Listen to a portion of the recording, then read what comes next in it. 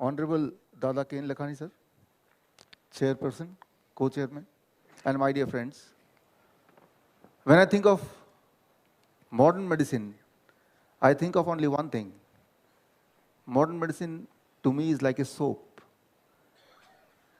When I was in school, you think back about 30 years, 40 years, there used to be only one kind of soap, Hammam, Lifebuoy, right? Only one kind of soap. Whether you want to wash your face, wash your hair, wash your body, one soap. But today, there is a soap for your face, for your hand, there is a hand wash, something like that. For hair, there is shampoo. It depends on which kind of hair you want to clean. So, for each and every part of the body, virtually there is a soap. Precisely meant for that particular part, with the belief that every part of the body gets dirty in a different way. So should be clean in a different way. So today I clean my hair. Can you guess it is shampoo or face wash or body soap? So I tried this, you also try. Of course, one day you do it with shampoos, second day you do with the body wash, and third day with the face wash. I think face wash is better, right?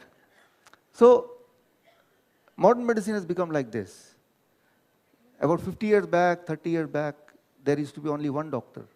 But now there are so many specialists, super specialists, to the extent that for the left eye, there is another specialist, for the right eye, there is another specialist. Even from the in between the eyes, eyeball, there is a super specialist. So it reminds me of a story of an elephant you might have heard in your childhood. Elephant and 7 blind men. So it is the same. Unless you see a person as a whole, you cannot repair, you cannot correct it. Your interpretation will not be correct. So that is the most important thing.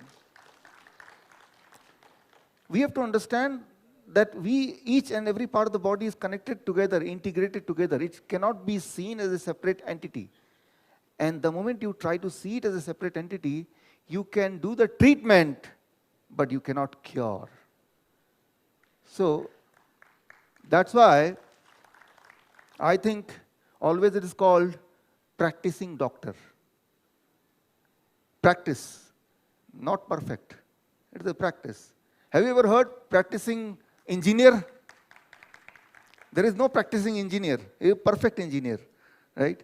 But there is a practicing doctor because not sure of what will be the outcome.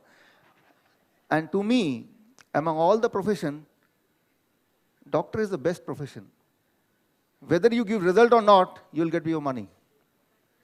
Right? Suppose you take your car to the mechanic shop, but he is not able to repair the car. Will you give him money? You will not give him money.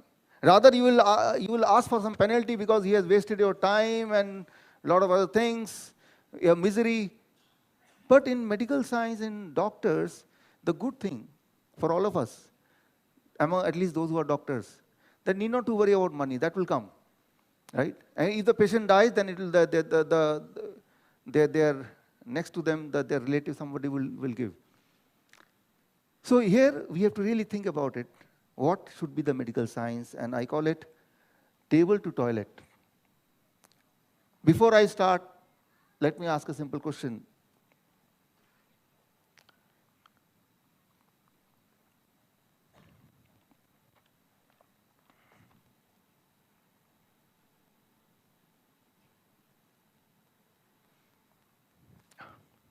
ये freeze है मेरे ख्याल से.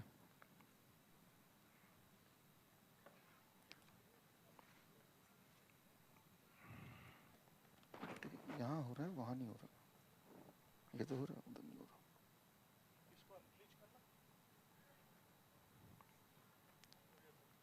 हो गया? Can you tell me which are the disease not of the microbes, not of the germs? Which are the disease out of this which is not caused by the germs, not caused by the microbes? Anybody? Anyone? You? Diabetes? Heart disease? Hypertension? Cancer. So we have a clear understanding that which are the disease of microbes and which are not the disease of microbes. So we have categorized disease in two different categories. One is the lifestyle disease, as you said, hypertension, diabetes, cancer, and other is the disease thyroid, another is the disease of germs, microbes, virus, bacteria, tuberculosis, typhoid, malaria, dengue, H1N1. These are the disease of germs. And then there is disease of lifestyle. The problem comes here. The problem comes the moment you are distinguishing the two diseases. So we have to look once again. So at the end of this lecture, I'll ask this question again, and let's see what is your answer, right? Okay. As I told yesterday, your distance between table and toilet, right? Greater is the distance, more is the illness. So whether it's piles or cancer, constipation, ulcer, everything is in between these two. The only thing you have to do is you have to adjust the distance. If you're able to adjust the distance, the disease gets cured. So what should be your distance? That is what is the most important thing. We will try to calculate that. This is what is the most important thing. The moment you eat something, it first goes to the stomach, and that is the first interaction of your body with something which is not your body, which is something outside, which is something foreign to your body. It's the first interaction, the first barrier is your stomach, right? And the stomach decides what should be going inside and what should not be going inside. That is the ultimate barrier between the outside world and the inside world, right? So that is the most important thing. To what extent important? You see, this is the place where the microbes, bacteria lives. How much bacteria? Unlimited.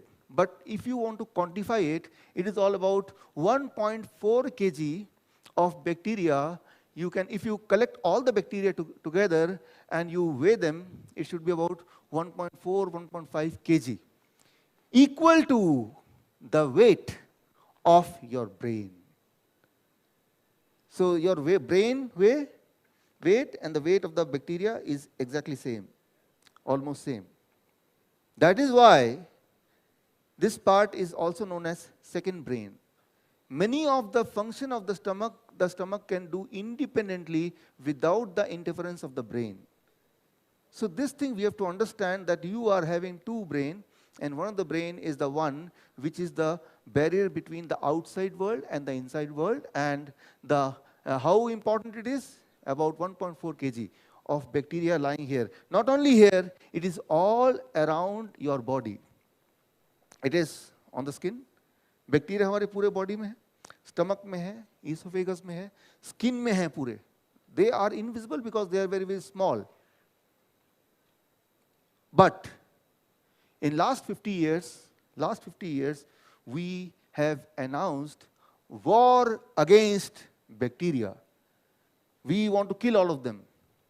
We are made to believe they are our enemy number one. So we try to do all the things so that they are not left alive. And antiseptic cream, antiseptic mouthwash, antibiotic, sanitizer, all those places where the bacteria lives. For that, you have a tool, you have a weapon to kill them. Many of them, millions of them lives in your hand. You want to kill it every day. You do it, right? You are told to do it. Similarly, many of them lives in your mouth. You kill it every day. Many of them live in your on your face, on the skin. You kill it, right? Before you start from your house, you ensure by all the weapon, I will kill all the microbe, all the bacteria. They are the enemy number one, because most of the people, they die, at least 50% of them, not now, about 50 years back, they die of infectious disease, isn't it? Right? So, you see, 1900th century, the 50% of the death, or even more than 50% of the death, was because of the germs, because of tuberculosis, because of smallpox, because of measles, because of diphtheria, right? So because of loose motion connected with, again, microbes. So it was very clear that our enemy number one, which causes 50% of the death or more than 50% of the death, are microbes. So let's kill the enemy, isn't it? And that's what we are trying to achieve. And to achieve that, we have number of tools, we have number of weapons. And these are some of the weapons which we use every day. They are called drugs. They are called medicine. But now it has become a part of the lifestyle. Right? We do not see it as a medicine anymore. We see it as a lifestyle, isn't it? We don't call it as a medicine. You don't say that I'm applying medicine, right? So I'm applying medicine. So rather it is other way around. If somebody is not using sanitizer, then he is unhygienic person, right? It is the other way around. So we don't see it as a medicine, but the truth is these are medicine, these are tools, these are weapons to kill your number one enemy, which is responsible for 50% of the death happening in the world about, say, 100 years back. So, what happened? With the help of these weapons, with the help of these tools, we were able to achieve that 50% or more death. Now it is 2010 report I have. From 50%, it came down to 3%. Isn't it good? Wonderful? Logically, right? 50%, you kill all the enemy. Now the human being die of infectious disease, only 3%. Out of every 100 people, the cause of death because of infectious disease is just 3%. So this means modern medicine has achieved something wonderful. And you were criticizing yesterday, making some people angry.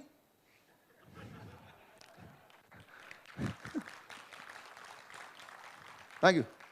So today I want to correct it, right? Modern medicine has really contributed. Otherwise, many of us, including me, would have been killed, suffering from tuberculosis or measles or smallpox, right? Maybe already dead. You are alive because you are not killed, because 50% of the cause of illness is taken care by what we call as modern medicine, right? So that is statistically, it is proved, the data is here. I call it a big change, very big change, a dramatic change which happened in a span of, say, 50 years, 50, 60 years, since the time when first antibiotic was invented, penicillin, right? Maybe 1940 or so. But there is one more bigger change. I call it a very big change, but there is one more bigger change which many of you could not see. And the bigger change is the human nowadays became bigger and taller. You see, for most of you, including me, we are taller than our parents. We are bigger than our parents. Maybe more beautiful than our parents. Right? That is something where we can debate. But surely we are taller than our parents. We are bigger than our parents. Isn't it? Right? So that is a contribution of antibiotics. I will prove it later on. Whether human being or animals, when they are put on antibiotics, any kind of antibiotics, they start growing very, very big, very, very quickly. That's why the animals who are grown to be killed so that it becomes your food, they are grown with a lot of antibiotics, because then they will grow very, very fast, very, very big, and then they will be more money. It will translate into more money. Right? So one more good thing is, you want to be bigger, taller, or you want to remain shorter? Everybody would like to be taller and bigger, isn't it? And this means antibiotics or those medicine are contributing silently in one more thing, making you taller, making you bigger. Right? So there is a reference also. But it's like, you see tomato, which is grown, homegrown tomato in a village, looks little bit ugly, very, very small, but then genetically modified tomato looks like coming from the factory, all evenly shaped, all very big. So nowadays, the human being, should we compare the human being with this tomato, or they have become this? Right? So if you see, go to any modern developed country, most of the people will be compared to this, bigger, taller, right, like that. So that is how they will look. But one more thing I'll add, human now became bigger and taller and also sicker. More sick than before, no doubt about it. Because now most part of the life, for most of the people, we are consuming some kind of medication, and for most part of the life, for most people, we are under some kind of pain on a continuous basis. Some kind of pain, right? So continuously, if you are dependent on some medication every day, so you are not living. You are trying to live, right? So you are not healthy. So that is one thing, that today's humans are bigger and taller but sicker.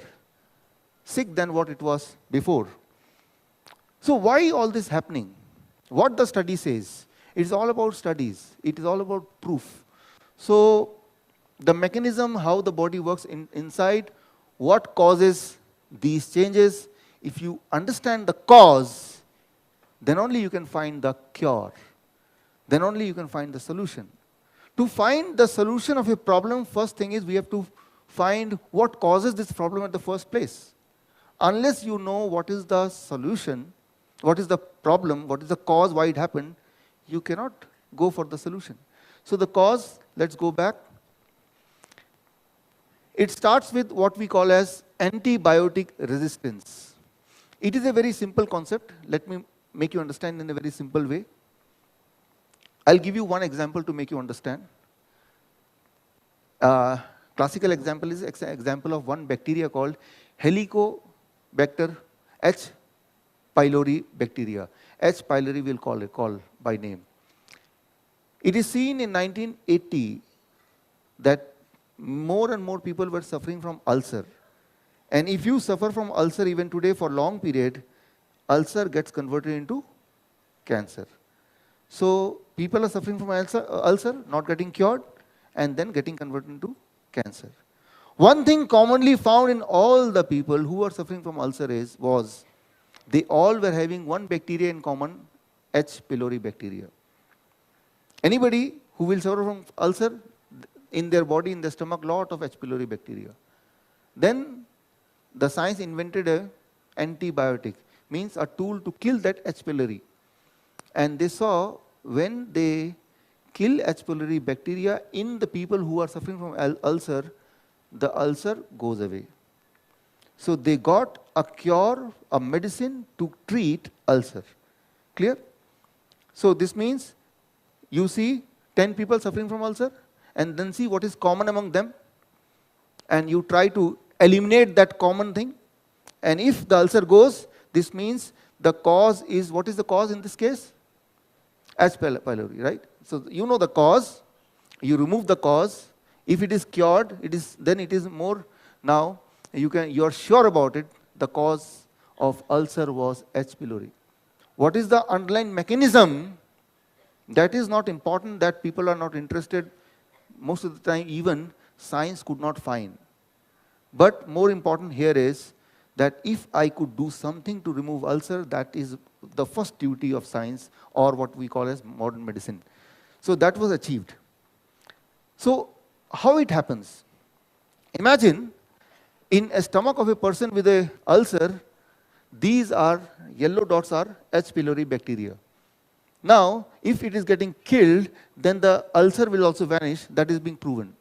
To kill it, you have to give some antibiotic, which can attack, which can kill this bacteria. Here, very important thing you have to understand, the total number of bacteria in the stomach is constant. Neither it can grow more, neither it can grow less. The total population in the stomach is constant, right? Let's say it is 1.4 kg of bacteria. That is constant. Now, when the antibiotic is killing this H. pylori bacteria, the ulcer is gone, surely, but the population of total bacteria will reduce or increase? Reduce. But the nature of the body is it has to remain constant. Even if it gets reduced, some other kind of bacteria will multiply quickly so that the total number, total quantity should become same, right? So the kind of bacteria which will get an opportunity to grow very quickly are the kind which cannot be killed by that antibiotic. Is it logical? Yeah? So those bacteria, those are known as resistant bacteria. They are already there, but in a very small quantity in the stomach, right? So small quantity that it cannot influence your body at all. It cannot do any good, it cannot do any bad, it is just a minority resident in your body, right? But now, when the antibiotic killed the H. pylori in this case, then the minority which cannot be killed by that particular antibiotic, what it will happen? It will get an opportunity, a playground to increase very quickly. And how much time it takes? 1 day. 1 day, right? In 1 day, they can cross 300 generations. For us, 1 generation means 30 years. For them, in 1 day, 300 generations, right? So 1 day is enough, and within 1 day, what will happen? Your stomach looking like this with ulcer, antibiotic comes in, ulcer is gone, but now your stomach look like this, right? These red are resistant bacteria. Resistant means they cannot be attacked. They are immune to antibiotic, number one. And most likely these are the bacteria which are notorious also. Somehow they are notorious also. They are not contributing any good to your body. But when they are in large quantity, it is going to be a burden on the body. Because the total amount of bacteria cannot be more or less, it has to be constant. This means they are occupying a space, but they are not contributing in your well-being, right? So that is one example. Now, if you start taking the antibiotic more and more, this means your body, your stomach will develop more and more bacteria which are resistant to the antibiotics, right?